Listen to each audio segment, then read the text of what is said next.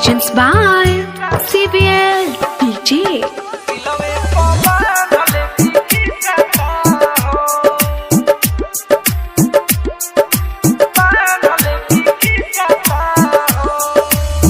जनती की तू रलेबू प्यार को के रिसाता हो, जनती की तू रलेबू प्यार को के रिसाता हो, दिलवे पबान हलेती की साता हो, ए हो दिलवे पबान हलेती की साता हो।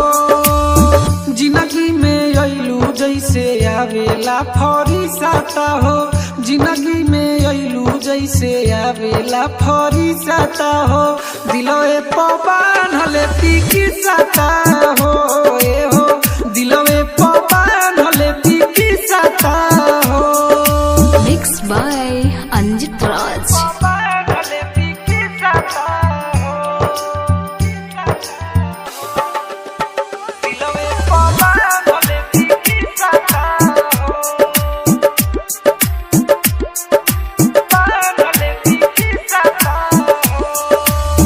लागती है फाइन जदी कर तू धोखा बाजी, तोहरों के दूसरा से ना करे देती शादी, तोहरों के दूसरा से ना करे देती शादी। लागती है फाइन जदी कर तू धोखा बाजी, तोहरों के दूसरा से ना करे देती शादी।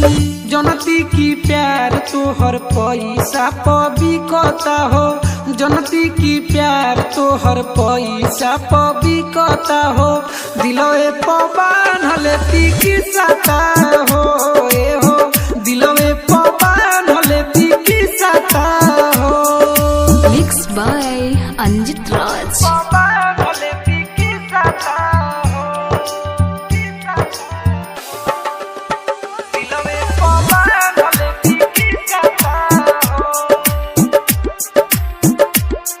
पबान हलेती की साता हो। कोइलू न जायज सनोज प्रेमी के संग में, बीके बिहारी के बसैलू अंगे अंग में, बीके बिहारी के बसैलू अंगे अंग में।